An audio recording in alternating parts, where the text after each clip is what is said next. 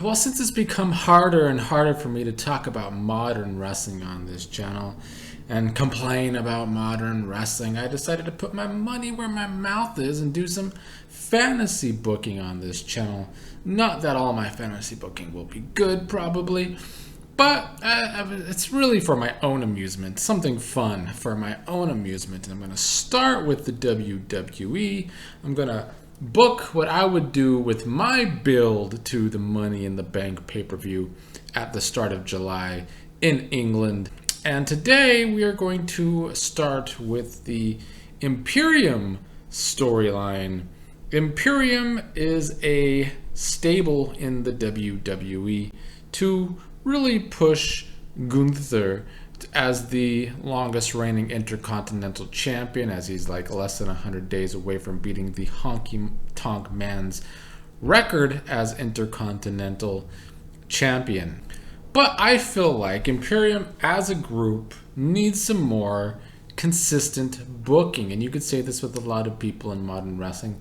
They don't take the time outside of the Bloodline story. No other story in wrestling really gets the time and effort put into it the way it needs to be. Now, Imperium, it gets some flack lately for some of the way WWE has promoted Gunther and Imperium, and I think it's purposeful. You have an Austrian, you have an Italian, you have a German, and it's looking a little like World War II. And so some of these little subtle things that the WWE has done that has gotten some complaints on social media, I think it is purposeful, and I don't hate it. I think being subtle about it is probably the way to go with this gimmick that they're pushing. And Imperium means itself absolute power, and there's different ways in the history of the world that people have gone after absolute power. Now, I don't think they should go far beyond those subtleties when it comes to Imperium and what it might possibly stand for, this group, and what they're trying to do with it. But I think they can do more in taking these possible characteristics of this group and putting it in a storyline in context of wrestling. And they have laid some of the foundation for this in the past when it comes to Imperium, and how Imperium doesn't like what pro wrestling has become, that it's become a little more sports entertainment rather than pure pro wrestling. And so Imperium should be pushing for pure pro wrestling. We've seen this a lot lately. We have Jericho's group that started with them being sports entertainers wanting to go against pro wrestlers in AEW, but there's never enough follow-up when it comes to all of that. So with Imperium, let's really try and make them a group that is trying to get back to pure pro wrestling, but by doing that, they are trying to smother other people's personalities. They are trying to smother the sports entertainment that comes out of some of these other wrestlers in the WWE. So we need to reiterate that and establish that with Imperium on one of these episodes of Raw, how Imperium wants pro wrestling to be pure, no sports entertainment. So I think they should just act more as such. And one of the groups they can attack first on a Raw, say next week, say the June 5th Raw, have Imperium attack the Maximum Male models. Is this pro wrestling? Why are there models in pro wrestling? So I think that Imperium should have a beatdown on the Maximum Male models. And I think while doing these beatdowns by Imperium, you can develop some others in this group other than Gunther himself. I think maybe take Giovanni Vinci as the one who kind of starts going too far in these attacks. Maybe even have him choke Mansoor during this attack. And after that attack, Imperium could be interviewed, because it seems as though they're going with Gunther versus Riddle at Money in the Bank or at some point soon. But the way they set it up in the WWE, pro wrestling today does everything backwards for reasons I just don't understand. They have, in real life, the WWE has Gunther approached Riddle, hoping that Riddle wins the Money in the Bank so he could use the Money in the Bank on his title. So I would have it where, during a backstage interview with Imperium, Riddle is leaving the arena on one of his electric scooters, which can get a dirty look from Imperium to kind of play into the fact that they don't like all this sports entertainment in Riddle. The next week, we can get a good sports entertainment segment or even vignette out of the Maximum Male Models after that attack last week.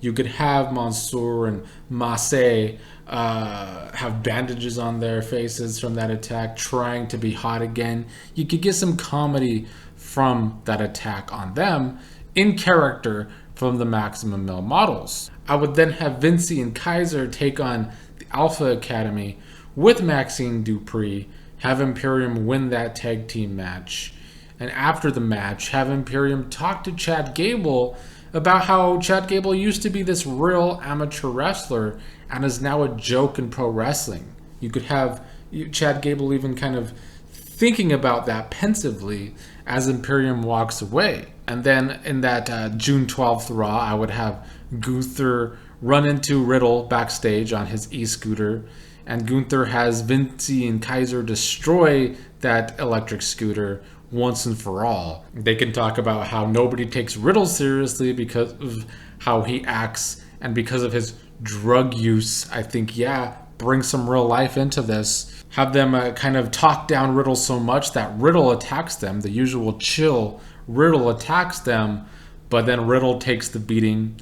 And once again, to play into Vinci's character development, he can continue to beat Riddle long after Gunther and Kaiser stop until Gunther stops Vinci from beating on Riddle. So once again, establishing Imperium kind of getting over on these likable babyface characters that maybe have a more sports entertainment side to them.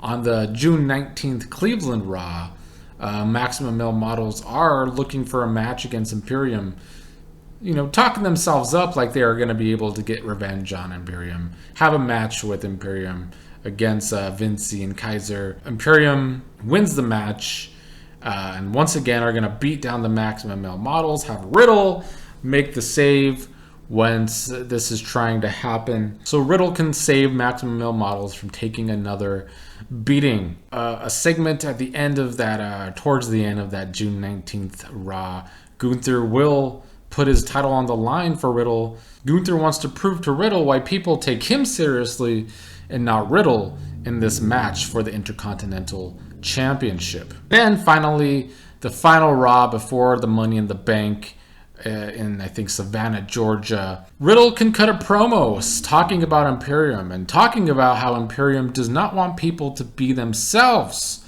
This is once again kind of playing into the touchy subjects, but doing it in context of pro wrestling, where Imperium wants pro wrestling to be pure, but in doing so, you want to take away people's personalities, strip them of their rights to have these personalities, to be able to do whatever they want to do, and that is something Imperium does want to strip all these sports entertainers of. Imperium could interrupt Riddle during his promo in the ring and talk about how people don't take this sport seriously anymore because of people like Riddle.